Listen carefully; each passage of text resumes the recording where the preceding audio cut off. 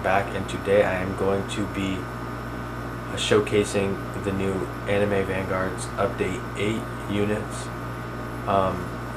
plus the guy from Goblin Slayer. He's an interesting one, so I'm excited to get into that. So I'll see you guys in the video. I'm going to showcase Skull Knight, or the King. Okay, so this is first attack. Goes in there, does some slashes. This is his second attack, Causality Scythe. He has like a half full AoE. He does some pretty good damage for not having Monarch. Otherworldly Strike becomes Circle. And then Dimension Shatter, he gets a lot of damage, and I don't even have a Monarch on him, it's crazy. And then he hops on his horse, and well, he slams on him. This guy's my goat. I've read a bit of the manga. I haven't really read that much, but in the anime and in the manga, he's my goat. So I actually love this guy. All right, next I'm going to showcase the Witch Disciple. Not sure I've used her yet, but this unit is always treated as a positive element in any game mode that is buffing elements. That's pretty good. Attacks inflict nullify for 10 seconds on hit. If ally is stunned, boost their damage by 50% for the duration of the stun. So I'm realizing I forgot to show Skull Knight's passives. So these are your passives. Debuffs instead buff this unit by the same amount, and debuffs applied to this unit cannot be cleansed. This unit is immune to being branded. If a unit on the map is inflicted with a status effect or debuff, this unit will teleport to their location, cleansing them of the local status effect or debuff after a 3-second delay. So this guy is very interesting. Next, we're gonna showcase my guts, which I did get Monarch on. I wasn't recording, so that's messed up, but he's very, very good. So we're gonna get him to max level. He does some crazy damage. And then this is his ability. Unit passive. Every 5 takedowns spawns a demon enemy with HP equal to this unit's damage stat. This unit grants 100 yen on death. 40% damage for 10 seconds after you kill the demon that spawns in. Only the first struggler place benefits. Multiple copies of this passive do not apply. While this unit is stunned, if any enemy is in range is not bleeding, applies bleed. Injury stacks. Gain 5% damage per injury stack. I will be showing that in a second. Every 10 seconds, if a bleeding enemy is in range, perform attack 1 or attack 3. On hit versus a bleeding enemy. Follow-up attack 2, dealing 50% of this unit's damage. Enemies hit by follow-up are repulsed. This follow-up cannot generate injury stacks. Local 2-second cooldown. Alright, so his ability. When this is toggled, this unit will begin to attack non-stop and gain full status effect and debuff immunity. As soon as the current attack is finished, follow up with another random attack. Each time this unit attacks in this state, gain 1 injury stack. So I'll be showing that. So he gets 0 SPA. Infinite DPS and infinite damage in range. That's crazy. And every injury stack he gains damage, but when I think it goes for like a minute, and like when it ends, you'll see he'll be stunned for as long as you kept the ability on. But like the thing about when he's stunned is whenever they go into his range, they bleed. So like the stun doesn't matter that much. It's sort of like Kenpachi, if you know what Kenpachi is. All right, and last but not least, we're gonna showcase Griffith.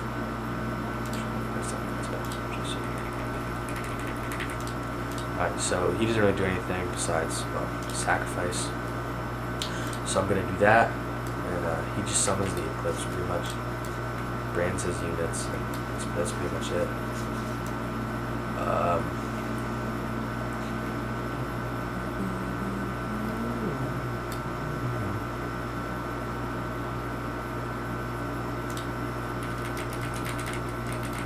I just gotta wait for this to end. It might take a second.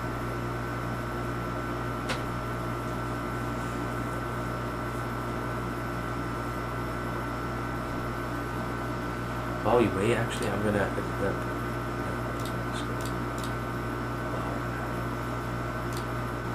I'm gonna equip Goblin Killer Trap.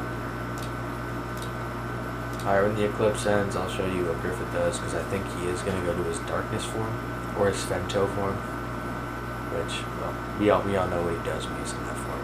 Okay. Unit passive. This unit attacks and inflict repulse. If this unit attacks an enemy on repulse lockout, they deal 30% more damage to that enemy and inflict slow for 30 seconds. For 30% for 10 seconds. This unit is not damaged and cannot repulse demons spawned in by eye sacrifice and will not be attacked by them. For every allied tower branded increases damage by 5% and range by 1%. This unit ignores 30% of damage reduction while attacking a slowed enemy. This amount is increased to 50% instead, so that's upgrade him.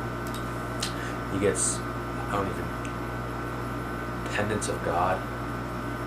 System. Yeah, we just don't anything on the screen nowadays, huh? Alright, then he gets Dark Banishment, which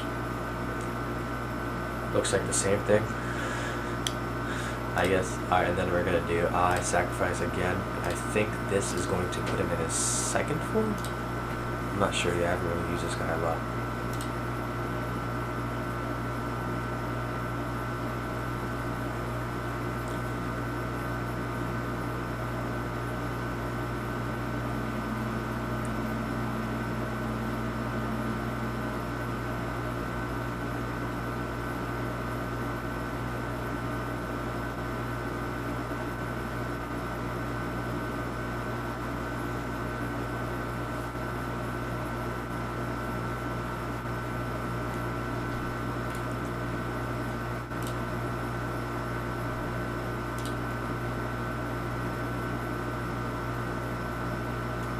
Alright, then he goes to the Falcon of Light.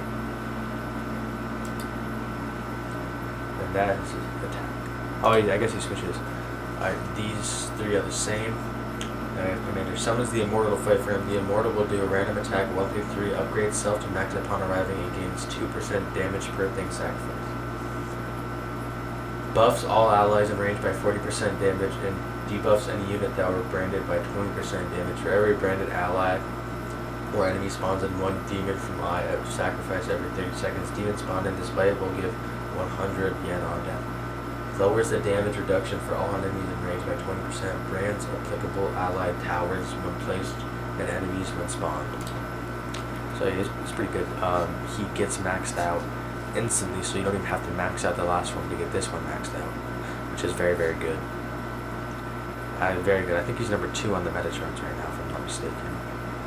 Okay, now we're gonna do Goblin Trapper. So this guy, this unit does not attack. Instead, they lay up to 5 traps on the track. Trap placement speed depend on SPA. These traps begin at 20% of this unit's damage and grow 5% per second up to 400% of this unit's damage. When an enemy steps on the trap, it explodes, dealing a stored damage, bypassing damage reduction. If an enemy is hit by this unit's traps, this unit will attack them and apply Rupture. Anytime this unit is placed, decrease upgrade costs of the next placement of this unit by 20%. We're going to place them a bit further back, so that we can actually see the traps. So, maxed out, he does around 100,000 without Monarch, is kind of crazy. So his next placement is definitely cheaper. Yeah, they're getting cheaper each time. So that was like 6,000 for the last. It was 6,000 for the last upgrade. Let's see what it was for this one now. 4,000. So that's very good. Look, you can see the traps. Okay, so that's it. See, now it's doing like 130% of his damage, which is like 200k. That's crazy. This thing is probably going to be an insane boss killer. Like, actually insane boss killer. Let's see what it does to this alien cadet. It's 5,000 health, so it's going to get shredded. Yeah, it's like Usopp or Anime Adventures. And this is the Battle Pass unit from level 50, I think. The level 25 unit kind of stinks, so, or in my opinion, I don't know what other people think. Alright, let's see. And it just... Okay. And that's all the units, so thank you guys so much for watching, and I will see you guys in the next video. Fuck. Damn, bro.